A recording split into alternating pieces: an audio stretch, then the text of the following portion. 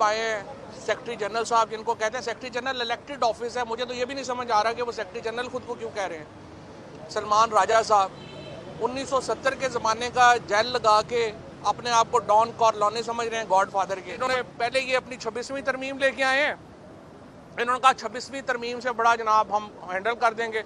अब कल से नून लीग और पीपल्स पार्टी ने रोना मचाया हुआ है कि जी वो जज इस्तीफ़ा क्यों नहीं दे रहे। भाई क्यों दें इस्तीफ़ा? सीनियर मोस्ट जजेस हैं, उन्होंने अपना किरदार रखना है, वो क्यों आपको आपके कहने के ऊपर इस्तीफ़ा दें? और सुप्रीम कोर्ट खड़ी होगी।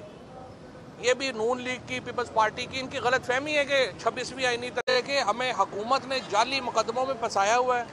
48 केसों में हम रोज़ अदालतों में ही होते हैं। हमारा सारा महीने का सुबह का जो शेड्यूल है वो यही निकलता है कि आज हमने इस अदालत में जाना है, दूसरे में जाना है।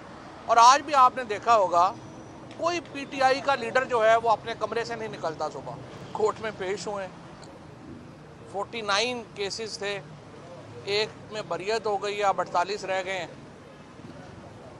सवाल ये है, यहाँ पे आज उमर अयूब साहब की पेशी थी, आज़म सवाती साहब की पेशी थी, पीटीआई के कारकुनों की पेशी थी।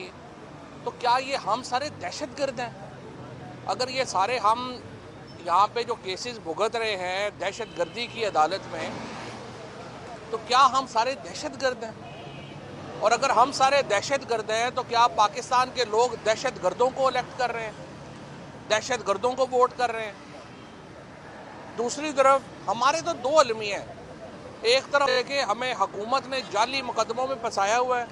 48 केसों में हम रोज़ अदालतों में ही होते हैं। हमारा सारा महीने का सुबह का जो शेड्यूल है वो यही निकलता है कि आज हमने इस अदालत में जाना है, दूसरे में जाना है।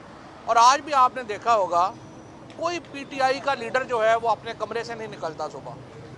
वो कोई केपी हाउस में बैठा कॉफ़ी पी रहा है, कोई उधर पी रहा है। भाई तुम्हारी सारी जो कारकुन हैं, लोग हैं, वो आपकी अदालतों में धक्के खा रहे हैं। आप सारे जो हैं वो सारे सीएम हाउस केपी में बैठे हुए हैं या आप इधर बैठे हुए हैं।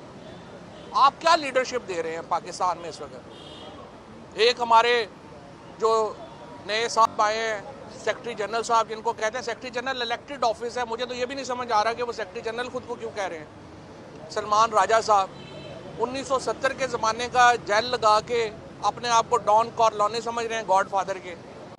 बिल्कुल अहमकों की तरह रिएक्ट कर रहे हैं। भाई आपकी पूरी लीडरशिप के ऊपर केसेस हैं क्रिमिनल, बजाय इसके कि आप उन अदालतों में साथ पेश हों, वर्कर्स के साथ पेश हों। आप सुबह उठते हैं जेल लगा के 2 बजे जी हमने करना, और फिर ट्वीट कर देते हैं कि जी वर्कर्स की गिरफ्तारी हो जाए, कोई मसला नहीं है। लीडरशिप तो नहीं गिरफ्तार हो सकती। लीडरशिप गिरफ्तार हो गई तो फिर मौलाना फजलुर रहमान साहब से मुज़ाकरात कौन करेगा? इन सारे ये जो प्रेजेंट लीडरशिप है, इसमें सिवाय ये कि ये कोई सुबह उठ के जेल लगा के बालों भी इतने बड़े बड़े रखे हुए हैं सब ने, जैसे पता नहीं ये कोई टीटीपी के नुमाइंदे हैं। ये हमने तो सुना ही नहीं था। वो मुहज़्ज़ब, हमने तो सुना ही नहीं था। वो मुहज़्ज़ब बंदा होता है। जिस आदमी का आप अंदाज़ा लगाएं कि 2024 में जिस आदमी का लेनिन जो है वो लीडर है, कम्युनिस्ट जो 1970 में भी कोई बात हो ना, कोई लेनिन का लीडर हो तो बंदा समझता भी है। तो 2024 में जो आदमी लेनिन को अपना लीडर मानता है उसकी कितनी अकल होगी, इससे आप अंदाज़ा लगा लें। पूरी पार्टी जो है उसको इन्होंने डिसअरे में डाल दिया है। रोज़ाना सुबह उठेंगे जेल शेल लगा के, कॉफ़ी शॉफ़ी पी के, और अपना कहेंगे ये आज सारे कारकुन निकल आएँ और जी 4 बजे फ़लानी जगह पहुँच जाएँ। फिर 4 बजे कहेंगे नहीं जगह बदल लेते हैं, अब 6 बजे पहुँच जाएँ। क्या आप, ये को मजाक है? लोग मर गए हैं, पर्चे हो के लोगों का बेड़ा गर्क हो गया। 1000 आदमी इस वक्त जो है वो जेल में था, जिसमें इमरान खान की बहनें शामिल हुई। आपका लाहौर में कोट लखपत जेल भर गई है, आपकी कैंप जेल भर गई है। पाकिस्तान की जेलें भरी हुई हैं तहरीक इंसाफ के लोगों से। और ये सारे बात जेल शेल लगा के उठ के कॉफ़ी शॉफ़ी पी के कह देते हैं जी फ़लानी जगह आ जाओ। ना कोई आपकी स्ट्रेटजी है, ना आपका कोई सर है, ना पैर है। और हम सारे लोगों को यहाँ धक्के में लगवाया हुआ है। पूरे पाकिस्तान में इस वक्त मेरा पूरा ख़ानदान ECL के ऊपर है। हम गद्दार हैं और माशाल्लाह सारे ECL के ऊपर हैं, सारे केस भी भुगत रहे हैं, 7 महीने जेल भी भुगत ली, बदतरीन तशद्दुद भी हो गया। और ये लोग सारे जो हैं वो उनकी अयाशी लगी हुई है। पहले कहते हैं जी इमरान खान का फैसला है, खान साहब के फैसले सार आंखों के ऊपर हैं। लेकिन उनको पता ही नहीं, अंदर जेल में उनको पता ही नहीं जा रहा कि बाहर क्या हो रहा है। वो कहते हैं ना, पहले मैं सोच रहा था वो कि गुलशन की बर्बादी को एक ही बुजदार काफ़ी था, हर शाख पे बुजदार बैठा है, अंजाम गुलिस्तां क्या होगा। मैं तो ये सोच रहा हूँ जलसे करने हैं जी, वो एक कह रहे हैं कराची कर लेते हैं, एक पेशावर कर लें, कोयटा कर लें, तो मैंने कहा आप एक जबूती कर लें, एक कोई कीनिया में कर लें, अगर इतने महफूज ही करने हैं तो। 450 दिन हो गए हैं इमरान खान को जेल में, कोई स्ट्रेटजी नहीं है इमरान खान को जेल से बाहर में लाने की। हमारा लीडर इमरान खान है, हम तो नहीं जानते बाकी किसी को।